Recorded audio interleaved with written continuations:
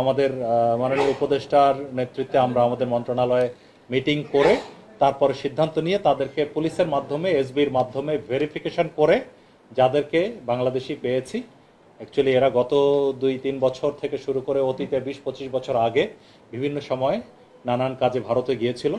তবে তাদের মধ্যে তাদের সন্তানাদিও আছে যারা অনেক আগে গিয়েছিল। এইসব সন্তানাদি কিন্তু তারা ভারতের আধার কার্ড বা অন্যান্য ডকুমেন্টস পেয়েছিল, বাট পুলিশ বা বিএসএফ তাদের এগুলো রেখে দিয়ে তারপরে পুশিং করেছে। তো যাই হোক, এরপরে যেটা যাদেরকে বাংলাদেশি পাওয়া গেছে তাদেরকে প্রশাসনের মাধ্যমে তাদের নিজ নিজ এলাকায় প্রত্যাবর্তনের বিষয়টি প্রক্রিয়াধীন আছে। আবার এর মধ্যে 39 জন রোহিঙ্গা পাওয়া গেছে।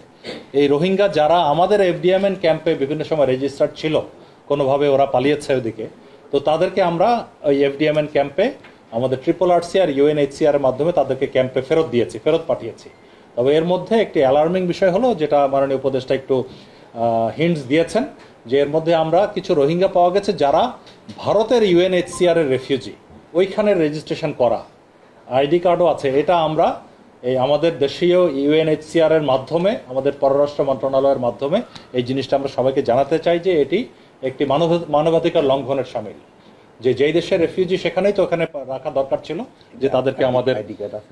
হ্যাঁ, আইডি কার্ড আছে, এবং আইডি কার্ডটা আমি আপনাদেরকে একটু যদি ক্লোজলি কেউ ছবি তুলেন এটা দেখতে পারেন যে এখানে আমরা 5 জন পেয়েছি।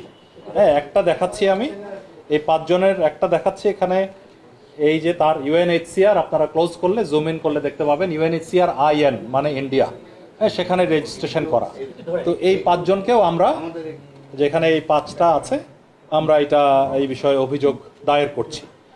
আচ্ছা, আর পুরো বিষয়টিতেও আমরা আমাদের UNHCR এ বলেছি, আর আমাদের RRRC যেখানে রোহিঙ্গাদের রেজিস্ট্রেশন হয় তাদের মাধ্যমে, এবং পররাষ্ট্র মন্ত্রণালয়ের মাধ্যমেও আমরা এটা প্রসেস করব। আর পুরো বিষয়টি তো আমরা BSF বরাবরের মতে ওরা কোনো স্বীকার করছে না যে এই বিষয়ে ওরা জানে না। এটা হয়তো তারা নিজেই চলে গিয়েছিল ভারতে, ওরা আবার নিজেই প্রত্যাবর্তন করেছে, এই ধরনের বলার চেষ্টা করছে। এটা আমরা মানছি না। আমরা ফ্ল্যাগ মিটিং করে প্রতিবাদ লিপি দিয়েছি, এবং একই সাথে আমরা আমাদের পররাষ্ট্র মন্ত্রণালয়েও করেসপন্ডেন্স করে এই বিষয়ে ভারতীয় পররাষ্ট্র মন্ত্রণালয়ের সাথে যোগাযোগ করার কথা বলছি। তারা যদি বাংলাদেশি হয় আমরা গ্রহণ করব, এবং সেটা একটা ফর্মাল প্রসেসের মাধ্যমে হতে হবে, এভাবে লুকোচুরি করে দেওয়ার মধ্যে না। আর সেই সাথে আমরা জানতে পেরেছি যে খাগড়াছড়ি এলাকায় মূলত আরও প্রায় 200 থেকে 300 জনের মতো এই ধরনের শরণার্থী ওপারে আছে, যাদেরকে BSF পুশব্যাক করে দেওয়ার চেষ্টা করছিল। তো আমরা এই পেট্রোলিং বাড়িয়ে এবং সজাগ দৃষ্টি থাকার কারণে গত 2 দিন ধরেই তারা চেষ্টা পারছে না। সো ওইদিকে এখনও আছে। আর ইতিমধ্যে আবার ওইদিকে গ্রাউন্ডে না পেরে আপনার সুন্দরবনের এদিক দিয়ে একটি মানে রিমোট একটি চর, মান্দারবাড়িয়া একটি চর আছে, সেখানে ওরা কোনো একটা ভারতীয় কোনো জাহাজের মাধ্যমে এসে আমাদের আরও 78 জনকে ওখানে ফেলে গেছে, যেটা কোস্টগার্ড তাদেরকে উদ্ধার করে, সেটা কোস্টগার্ডের এলাকা, উদ্ধার করে তাদেরকে নিজ এলাকায় পাঠানোর বিষয়টি প্রক্রিয়াধীন আছে।